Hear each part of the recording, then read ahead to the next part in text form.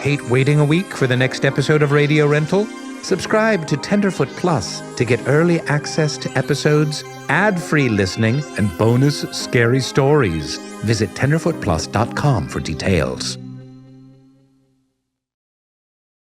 The following podcast includes scary stories with content that could be triggering to some listeners. Listener discretion is advised.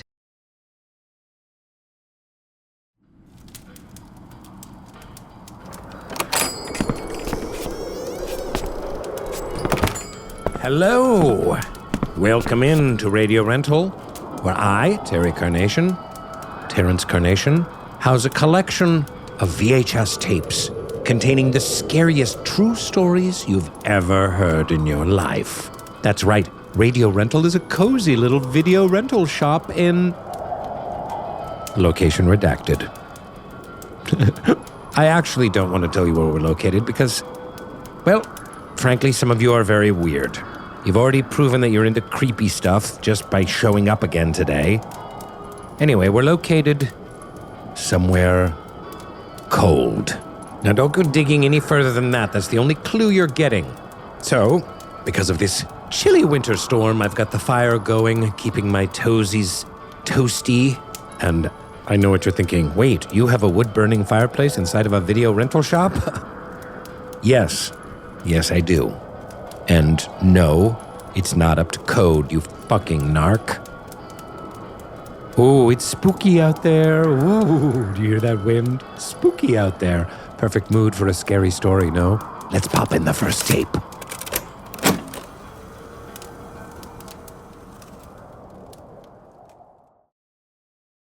I was 19. I was in the Navy, stationed in this little city right outside of Charleston. We had had a really big exam. It was the last exam for one of our classes. It was a really intense class. Everybody was kind of on that fence where it was like, you fail this test, you have to retake the entire course. Me and two of my buddies, P and T, we were all right there on that fence. We had gotten not very good results. Me and T and P, we knew we hadn't done very well on the exam. If we had failed that exam, we were going to have to retake the entire course. Trying not to overthink the fact that we could be having to go back 6 weeks in training. So T had heard about this homemade ice cream place on the other side of Charleston. And he asked if we wanted to go with him to go try it out. If we're going to fail, we at least should find out that we're going to fail with ice cream, right? T said he knew a shortcut. Me and P were both like, no, that's not a good idea. He did not have a very good sense of direction. He could get lost in a shoebox. But he was pushing for it, and we were about to miss curfew, so we were like, you know what, whatever. We were already in trouble for failing our tests, might as well get in trouble for missing curfew too, right? We let him drive. We aren't really actively paying attention to where we're going. P has a better sense of direction than I do. He keeps saying, like, man, we're at least 45 minutes from base now. We're going the opposite direction of base. I don't know what shortcut you think you're getting us to, but we're going the wrong direction. And I'm just kind of going along for the ride. We just keep driving. We pass this gas station, and it's got the last gas station for so many miles sign. Dude, we are not headed back to base. Let's just turn around. But T was like, no, it's just right up here. It's just right up here. It's like 5 more minutes, and then we'll be right back on base. P's like, dude, just turn around. Your pride isn't worth us being 2 hours late for curfew. And T's like, no, I swear, it's just right up here. We're gonna make another turn and we'll be back in like 5 minutes. We're so far down this road. We're driving through the middle of a forest. There aren't street lights anymore, it's just dark. T starts saying, yo, I gotta pee, I gotta hit the head. We need to find some place to pull over so I can relieve myself. And we're like, dude, just pull off. There are trees on either side. We haven't seen another car in like 20 minutes. There's nothing to worry about. He was just like, no, I need someplace to actually pull over. He pulls off onto this little dirt road. Me and P were like, no, this is a bad idea. P grew up in New York City. Me and P, we're both from the South. He doesn't know how real the shoot first, ask questions later thing is. And me and P were like trying to explain to him, you're gonna get a shot on the other side of this tree. It could be somebody's house. Just stop. Let's go back. And T just keeps going. Just 2 more seconds, just 10 more feet, just to the edge of the trees, and then we'll be fine. You're gonna get us killed. Your dignity is not worth my death. Then we break through the tree line. 200 feet in front of us, there was a bonfire. And immediately, T locks up the brakes. Our eyes are kind of adjusting to what's around us, and there's dark figures around this bonfire wearing cloaks. 24 figures right in front of us. My stomach just dropped. As soon as the headlights hit them, they all turned to us. I felt like they were staring into my soul. They all moved as one to turn to us. I felt very exposed. I just knew that my body said go and I needed to go. Me and P are just like, dude, go. Back up, let's go. Let's get out of here. P is making sure all the windows are rolled up, and he's screaming at T to go, and T's just frozen. He's white knuckling the steering wheel, shaking, just like, oh my God. He had no intention of moving.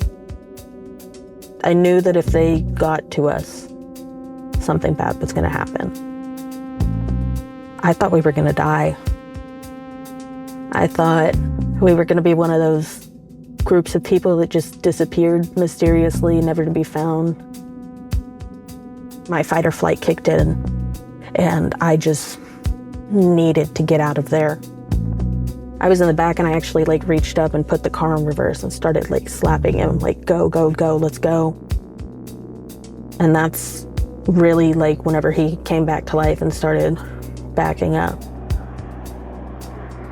Whenever I put the car in reverse, in the taillights, there's a bunch of people. Figures all behind us. Slowly moving closer to the truck. They weren't moving like they were walking. They were all very steadily moving, floating towards us, closing in on us. We could hear them knocking on the windows, the doors, hitting the truck. I thought we were gonna die. We're go, get out of here, go. T's I don't wanna hit him, I don't wanna hit him. P looked at him and he said, it's either them or us, go. He starts backing up and they back up away from us, and P had this big flashlight that his grandfather had given him after he graduated boot camp. He carried that thing with him everywhere. Once he realized what was going on, he was already pulling the flashlight up to use as a weapon. He turned it on and started flashing it in their eyes, shining it in everybody's faces, trying to blind them. We're all freaking out, and I'm just screaming at him go, because he's barely moving. They finally moved, and he just slammed on the gas, and we peeled out of there. Finally, we get to the other side of the trees, and we're back on the road. They actually started to follow us down the trail until we could no longer see them in the headlights. They were there. They were coming towards us. I got the impression that they were waiting for us. T turned back around and we started headed back towards base. And it's like crickets. Nobody's talking. Trying to catch our breath. I feel like we were all trying to figure out what we had seen, like what we had just experienced. We were all really shaken and didn't really know how to put it into words. We didn't talk about it once we got back to base. We didn't talk about it for 3 or 4 days. I felt like there was this whole giant thing that we were just like ignoring. Me and P lived in the same barracks, so we walked to class together. We all found out that we weren't going to have to retake the test. We'd all barely passed. And then we broke for lunch. And we walked past the smoke pit, and T came up and joined us, and we were walking back, and P's like, hey, I gotta ask you guys something. Did you guys look at them? And I was like, I mean, yeah, we were all kind of looking at them, you know? He's like, no. Did you guys see their faces? And we were like, no. He's like, dude, they didn't have faces. I looked all of them in the face and they did not have faces. When he looked me in the eye and repeated himself, I knew he 100% believes they did not have faces. He's not one of those that says things that aren't true or embellishes stuff to make it more interesting. After that, T was just kind of like, you know what, guys, we don't ever need to talk about this again. Let's just move on. And we never talked about it again.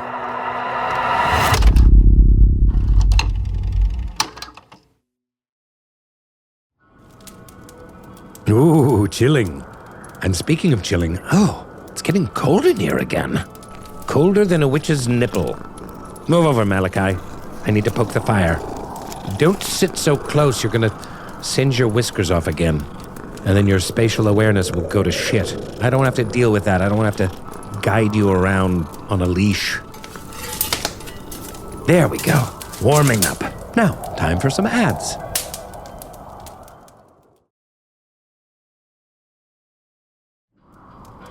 Hey, it's gotten a little, a little rougher out there. It's quite a winter storm, actually. I hope it, doesn't, Susie, no, don't open the door. No, Susie. Oh, Susie, you blew out the fire. God damn it. Well, there goes the fire, and that was my last match. Susie burned the rest of them earlier this week because that's apparently her only hobby. Little pyromaniac arsonist. Good work, Susie. Now there's a strong chance we will all die of hypothermia. Or starvation, or both. And you're not meaty enough to live off of. Nor are you, Malachi. Okay. Thank you for your satanic giggles, Susie. Always a pleasure. I don't know. Let's go to another tape. Keep our minds off the cold. Here we go.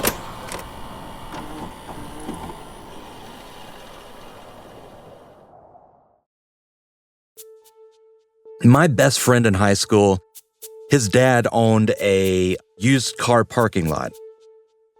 When he would get cars in, he would want to test drive them for about a week just to make sure he wasn't selling any obvious lemons. Didn't want to put a brand new car that he got into someone else's hands and they drive it down the road and it falls completely apart. Every now and then he would give us one of the cars and tell us to just drive it around, let him know if we hear any knocks or bumps or if it putters out or anything. One day, our eyes just went wide open when he showed us what we were to drive around. A little 2-door, sporty, convertible, manual transmission car. How cool are we? So he gives us a car and he says, look guys, this is a very powerful car. It's not like the hunk of junk that we normally drive around. Be careful. Don't speed. Don't do anything crazy. Just go out, drive it around, go get a burger, some sodas. Just have a good afternoon with it. He gives us the keys. He goes inside. We put the top down, crank the car, and it probably wasn't the next corner that we revved it up and peeled out. We spent the afternoon just driving around like he suggested. We went and got burgers, some shakes, talked about girls, and played music loud. It was really great. Fast forward a little bit, we are in these back Mississippi roads.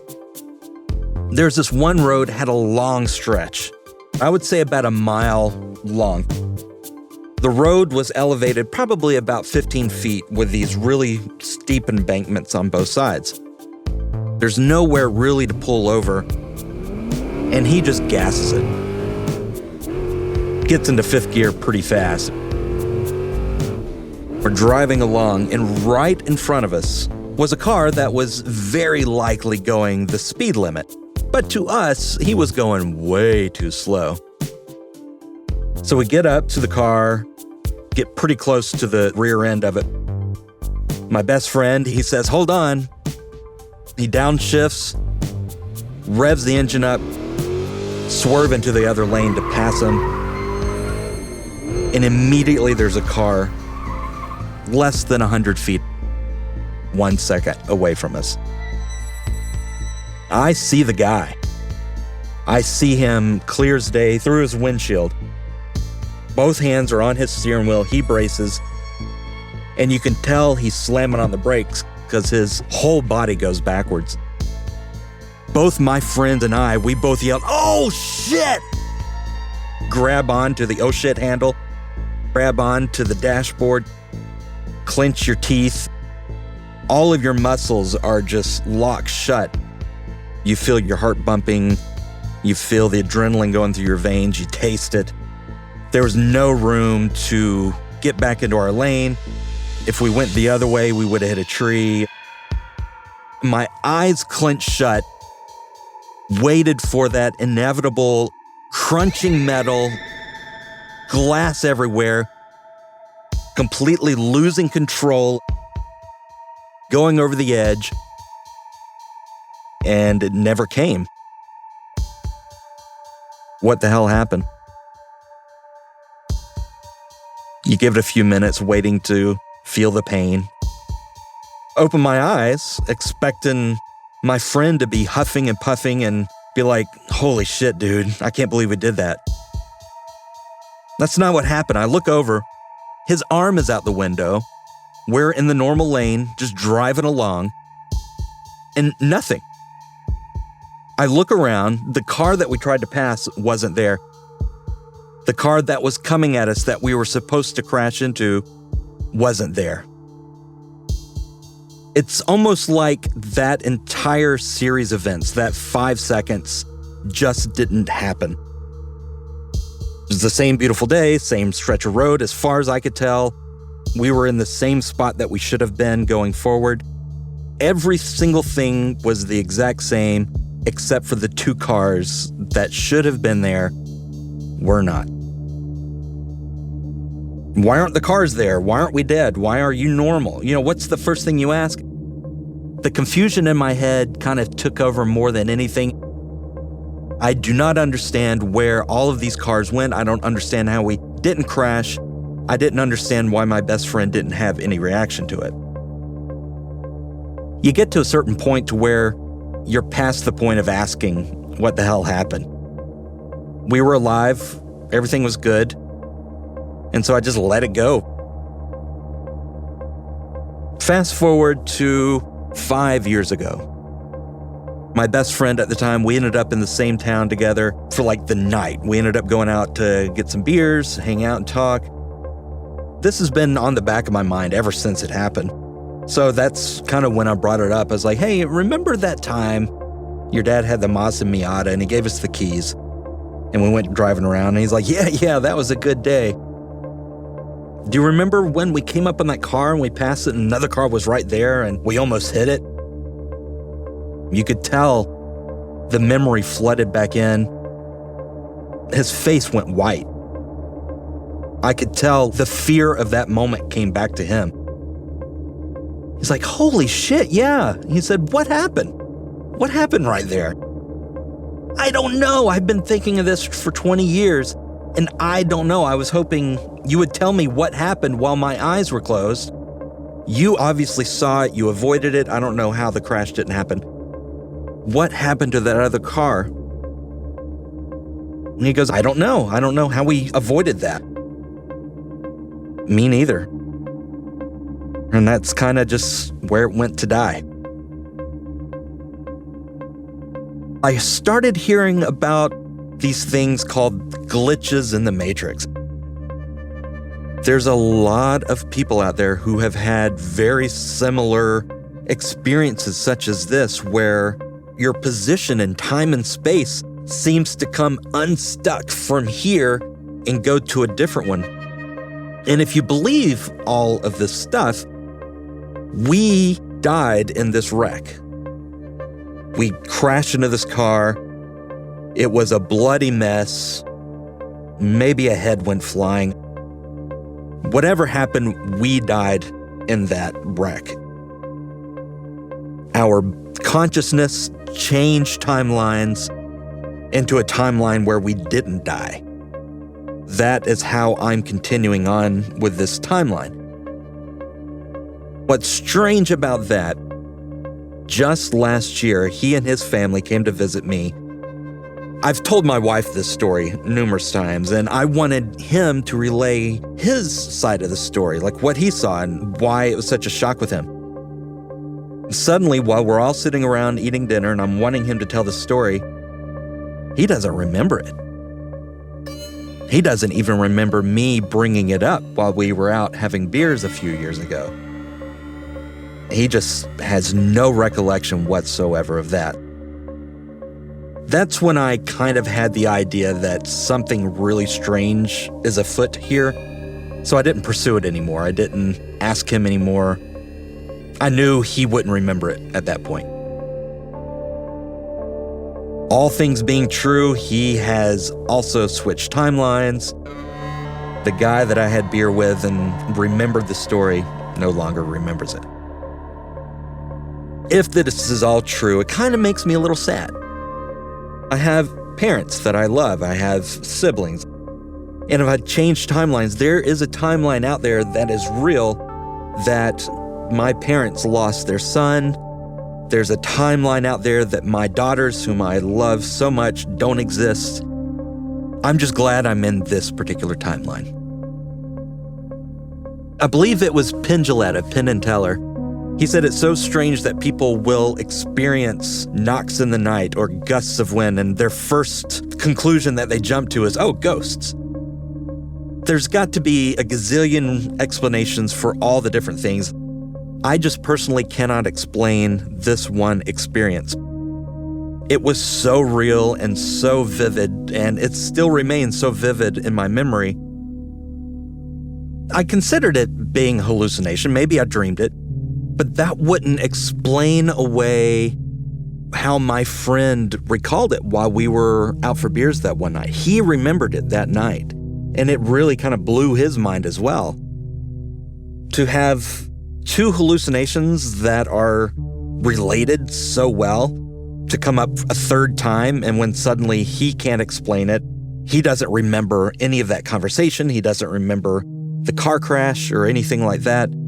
If it was a hallucination, it would have to be a very long-term, recurring, detailed hallucination. Whatever happened to us erased his memory, at least temporarily, and didn't erase mine. For me to bring it up and for his memory to flood back in and to see that fear of that moment on his face, and then for it to be wiped again. Why do I keep the memory and why does he not? I cannot explain it.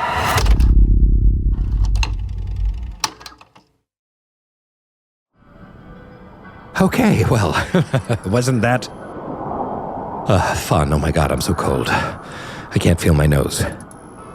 Malachi, is it there? My nose, is it still there? Do I still even have a nose? Or do I look like Voldemort? Okay, Malachi, you don't need to be so rude. Anyway, it's ad time. Maybe they'll be selling a Snuggie of some kind, or some Uggs. I'd really like some Uggs right about now.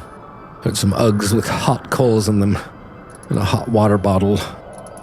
Oh, my soul for a match!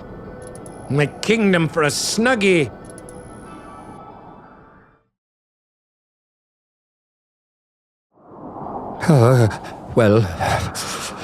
I hope that our time together has left you with a chill up your spine. Just as that chill has gone up my spine. Thank you for visiting Radio Rental today. And do me a favor, if you will. Please check in on us next week to make sure that we're all here and thoroughly thawed. Now, Malachi, come here. I'm going to drape you over my shoulders like a mink shawl. All right, group hug, everyone. Except you, Susie. Go stand in the corner. Susie, go stand in the corner like the Blair Witch Project.